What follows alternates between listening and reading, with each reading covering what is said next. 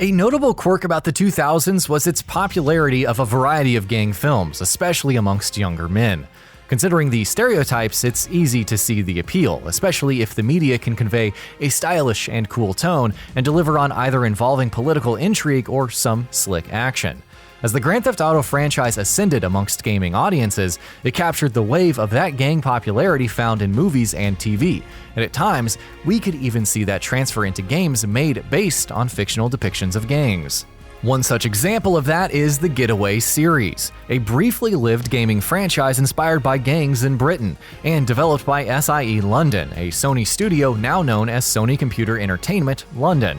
But for what would seem to be a successful formula, the Getaway's life as a franchise was cut short abruptly, never making it past a decade. So, what happened to the Getaway? We'll take a look in this video. It starts with The Getaway, releasing in December of 2002 in Europe and in 2003 for North America and Australia, with the game also later being released in Japan with Capcom publishing it. Plans for what would become the first The Getaway game began during the time of the PlayStation, with groundwork being laid for a mission-based free-roaming vehicle title.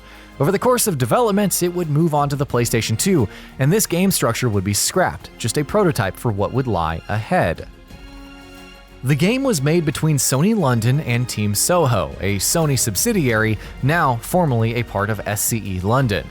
A strong motivator for the creation of what would become the first The Getaway game is the desire to seamlessly transition between different areas in the game that the player is nearby. There would be no separating segments of the world of London, the setting for The Getaway, and simply dividing them with loading walls. This, however, was not an easy task, and development took Sony years of effort to accomplish. The Getaway would not be widely playable until E3 of 2002. Following a round of screenshots being posted to promote this ambitious project during the time of E3 2000. All of this time and effort was a significant resource drain on Sony London, and would see to the closing of 2 Sony studios and the cancellation of works in progress at Sony in Britain. The Getaway was all about detail. Early promotional media were praised for the level of detail that they showed off, and the game featured an assortment of real cars and guns that the characters would use to carry out mission objectives. When experiencing the game player is not held back by an intrusive HUD or an abundance of brightly colored objective markers in the game. This allows people to be more fully immersed in playing through the Getaway. With the great amount of time and money invested into the game, Sony had to hope that the game would sell well to make back what was put into it. Reportedly, it was a million seller in the United States and sold more than 600,000 in the United Kingdom. Not such a bad start for the franchise. The reviews were a different story. They were essentially all right on the whole. While the graphical detail was often praised, the gameplay itself was seen as underwhelming, and the plot and voice acting were also targets of some criticism, with depictions of racism seen in the game also perhaps putting some players on edge. What could be said about the Getaway was that after all was said and done and the game was released, the groundwork was there for a sequel that could maintain the momentum of the first title, existing in a time when games like the Grand Theft Auto series were already popular. It would just need some more attention and refining its gameplay. This would take the form of The Getaway Black Monday, releasing in 2004 for Europe and in 2005 for North America and Australia for the PlayStation 2. After the criticisms levied at the first Getaway game, this would be important both for Sony's investment and for the sake of the franchise itself. However, what resulted was essentially more of the same as a gameplay experience, though the plot featured new characters and there were more vehicles than the previous game. The cutscenes and cinematic nature of the gameplay experience were highly praised, along with the voice acting, but the enemy AI were repeatedly criticized. Driving and shooting experiences in the game aren't significantly improved, held back by flawed vehicular physics or weapon targeting.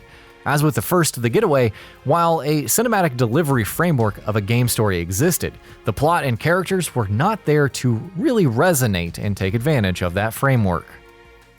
Strangely, Black Monday would more or less cement what the Getaway franchise would be known about, games that were primarily there to be experienced as a movie might be. In a time before the surge of heavily cinematic games with great environmental realism and highly involved dramatic stories, such as The Last of Us, it's interesting to see what the Getaway franchise became. It's hard to think that these games were intentionally prototypical of the types of games that The Last of Us are, but on a superficial level, it's also not hard to think that the Getaway franchise was a sign of things to come, even if it took the form of under-delivering gameplay experiences.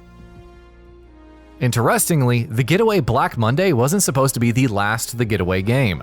In E3 2005, tech demo footage for a third The Getaway game was promoted, featuring Piccadilly Circus from the West End of London. This third title would transition away from the PlayStation 2 and move the franchise on to the PlayStation 3, taking place in London after Black Monday. The tech demo footage, amongst other media, touted to promote the not-yet-released PS3 by then, and newly formed Sony Computer Entertainment Worldwide Studios president Phil Harrison, attracted a modest amount of attention, with the Getaway 3's demo's environments rendered in great detail, and masses of vehicles and people all going about their own way. However, this was also the year that the media was quite skeptical of what exactly was on display that could be directly attributable to the PlayStation 3. Nevertheless, while a screenplay writer hired for the game stated that The Getaway 3 was still in development in March of 2008, the game would eventually be canned, or rather, put to the side as stated by Sony in 2009. Sony London would clarify that they shelved The Getaway 3 in favor of working on iToy hardware and the SingStar franchise, or the PlayStation Eye as it became known, for the PS3. But while there was potential that could have been delivered as seen in the E3 2005 tech demo, The Getaway's timing and execution were simply off.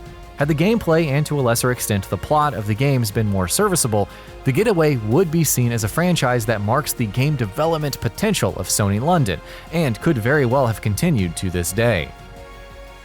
But since the gameplay experiences were too underwhelming, Sony London would take their focus elsewhere.